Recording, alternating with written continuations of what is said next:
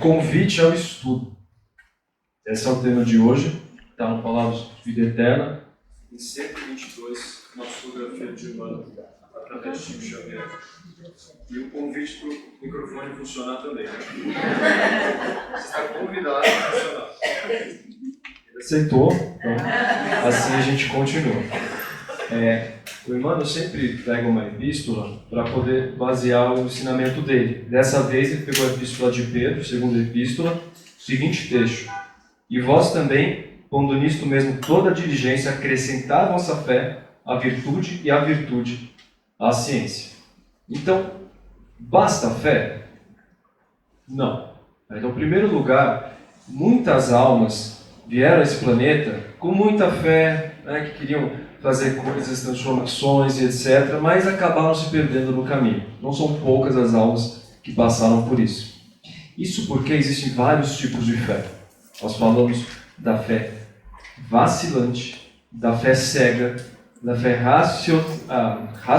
raciocinada e também a fé robusta.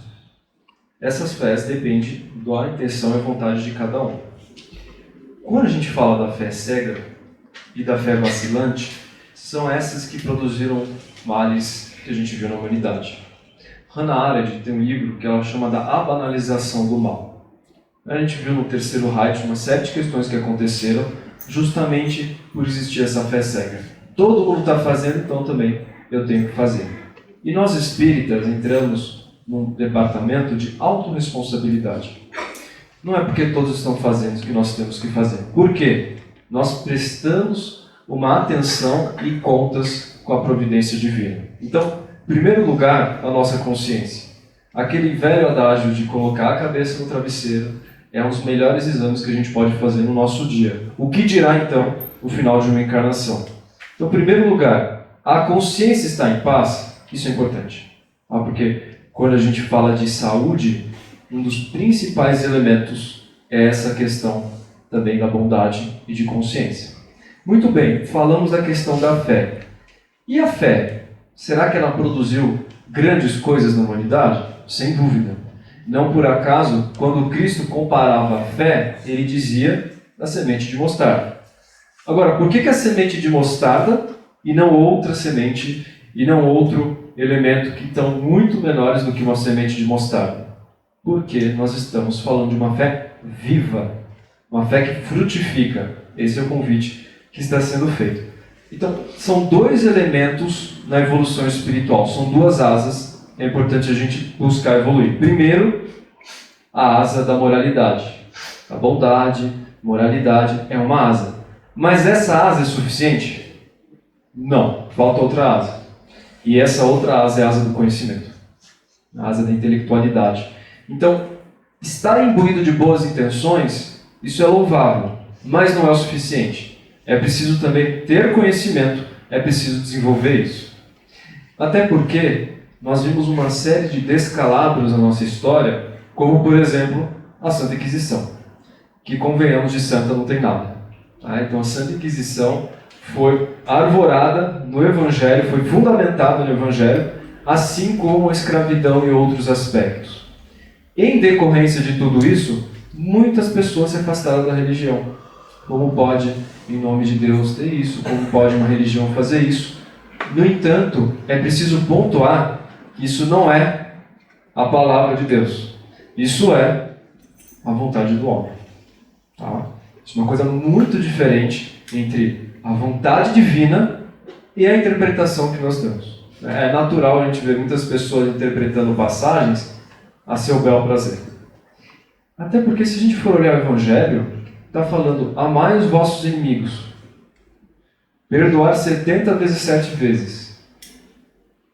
Aquele que fez algo, pecou, que atire a primeira pedra.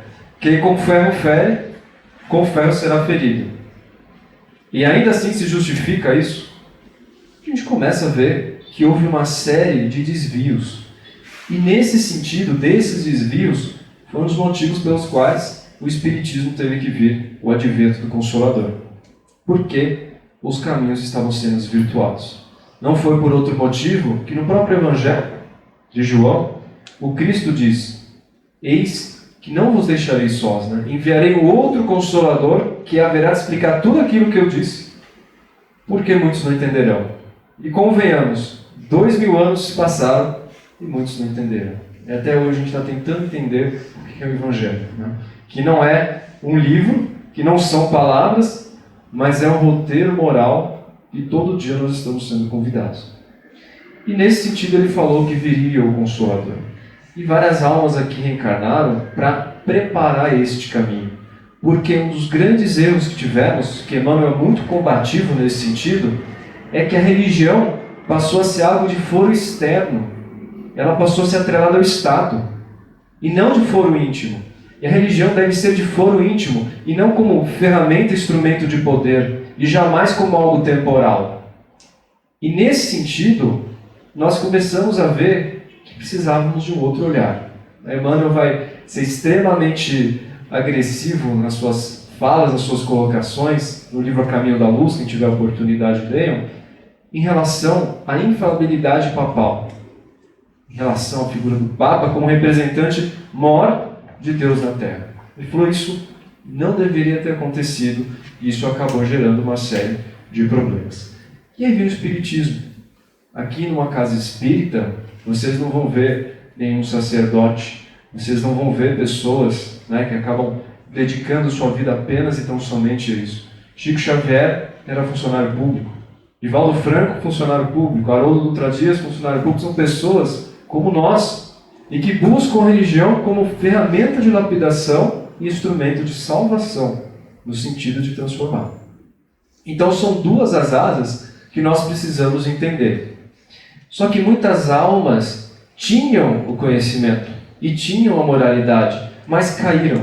Eu dou 2 exemplos para vocês. Um, retirado do caminho da luz. Napoleão Bonaparte. Grande espírito, um espírito incontestável do ponto de vista de poder e força. Afinal, ele conseguiu submeter quase toda uma Europa. No entanto, deixou-se levar pelo poder. Deixou-se levar por esse caminho ébrio, né, de conquista. Napoleão Bonaparte, apesar de algumas conquistas que são memoráveis, como o Código Civil e tantas outras, era para ele ter realizado muito mais do que ele fez. Outro exemplo, Brasil, coração do mundo, pátria do Evangelho. Marquês de Pombal.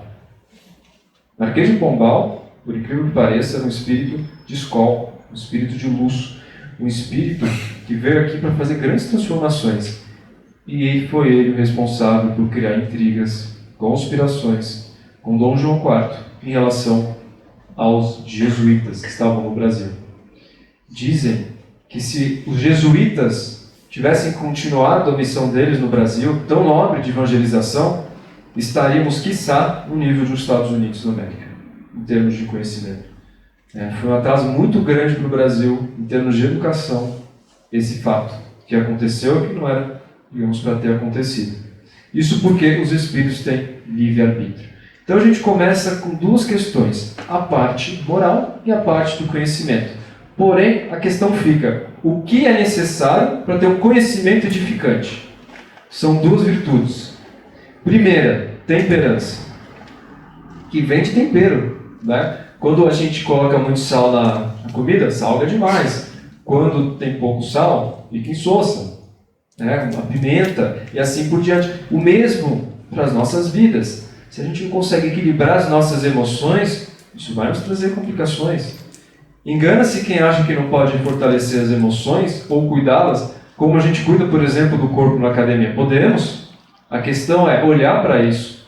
E é por esse motivo que Gandhi diz que a fornalha da violência direta é a violência passiva, sendo essa a descontinuidade, a desconexão com as nossas emoções. Então, sim, precisamos olhar para as nossas emoções, e tem um erro muito crasso, por assim dizer, que foi de Renan Descartes, quando diz que as emoções estão desconectadas da razão. Na verdade, o processo decisório é muito mais as nossas emoções do que às vezes a razão. Isso Antônio de Damasio relata no livro O Erro de Descartes. Então, é preciso sim olhar para nossas emoções. Segunda virtude, moderação. A moderação é a virtude do sábio, diz Voltaire. Outro espírito que se arrependeu muito no além-túmulo, de acordo com a Revista Espírita, tendo em vista que ele podia ter feito muito mais do ponto de vista de religiosidade do cristianismo, e entenda o cristianismo aqui como uma mensagem do Cristo e não de instituições, o que é muito diferente, que podia ter feito muito mais e também falhou na missão. Mas ele dizia, a moderação é o tesouro do sábio. E com a questão da moderação nós podemos também entender o que é um conhecimento edificante. Mas falta uma coisa. Falta algo sem o qual não é possível alçar esse voo. Falta algo sem o qual não é possível sentir um significado autêntico em nossas vidas, que é o discernimento. E esse discernimento é respaldado pelo amor. Kardec diz, quando você for estudar, é preciso recolhimento. Ou seja, não se trata de um estudo da boca para fora. Vai boca para fora? Para dentro? Não se trata de um estudo, né, da boca para fora, mas contemplação. Principalmente quando estamos falando de assuntos espirituais que requer uma autoanálise, requer uma transformação moral. E são duas as questões que ele nos incita. Verbos, quando ele diz: espíritas, amai-vos e instruí-vos. Instrução e amor. O amor é de essência divina. O amor tem diferentes formas. Você tem o amor eros, que é o amor erótico, que foi deturpada a palavra, não tem nada de questões pejorativas, erótico no sentido de voltado para um amor que ele é mais voltado para os sentimentos, mas ele é condicional. Você tem o amor filia, que tem a ver com a amizade, com a família, e você tem o amor que é o amor que o Cristo tenta nos mostrar, quando ele diz sobre o amor dele. Amai-vos uns aos outros como eu vos amei. Qual que é o amor do Cristo? Amor ágape. Esse amor é incondicional. O que nós estamos sendo convidados nesse estudo não é um estudo de leitura de livros somente. Também. É um estudo da leitura da nossa alma. É um estudo diário. É um dormir, é um refazimento do dia, é um processo de meditação e de reflexão contínua. Como dizia Sócrates, uma vida que não é refletida não merece ser vivida. É esse estudo que estamos sendo convidados. O que a maioria não faz. Sêneca vai dizer na obra dele, que ele fala sobre a felicidade, não sigam a maioria, porque a maioria não busca o bem. São poucos que buscam a reforma íntima, olhar para as suas sombras, olhar para os seus sentimentos, buscar perdoar, porque requer muita vontade. E Emmanuel vai dizer, já sabemos o como amar. Agora ele diz, para que amar? Para quê? Vejam que é uma resposta que cada um vai atribuir um significado diferente. Recentemente eu estava vendo um vídeo que emocionou bastante, de uma criança, devia ter seus 6, 7 anos, passando pelo processo do câncer agressivo, avançado. E o pai entrevistava ela e dizia como que ela se sentia. E ela dizia que se sentia agradecida porque Deus escolheu ela. Mas ele diz, mas como assim? Ele falou, que bom que ele me escolheu, não escolheu minhas irmãs. Sinal que ele sabe que eu sou forte. E o pai fica ali emocionado e tal, mas eu gostaria de passar por isso, não você. E ele falou, e você não se revoltou com Deus?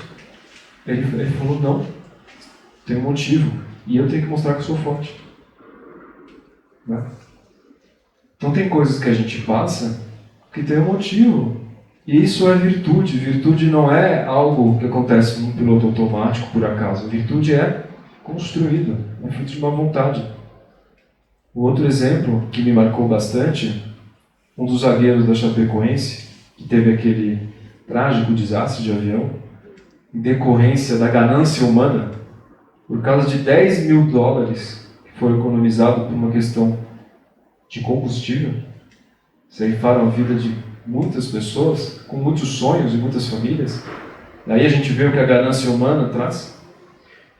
Um deles sobreviveu, que foi tido como morto. Já tinham até encerrado as buscas quando ouviram algo. E viram que estava com vida. Mas teve que passar por uma série de construções faciais e tudo mais. E ele ficou um tempo em coma. Ele ficou revoltado. Ficou muito revoltado. Ele falou, como que Deus pôde fazer isso comigo? Ele estava indo para uma final de uma Copa Sul-Americana com um time. Era um sonho dele. Um time que veio lá de baixo. E na outra final, queria participar, também foi pedido de participar, porque ele teve que fazer uma cirurgia na vértebra. E ele ficou revoltado. Depois de um tempo que os médicos analisaram tudo o que aconteceu, eles disseram, e você é um milagre. Ele falou, por quê? Porque não tinha como você sobreviver. Não tinha como.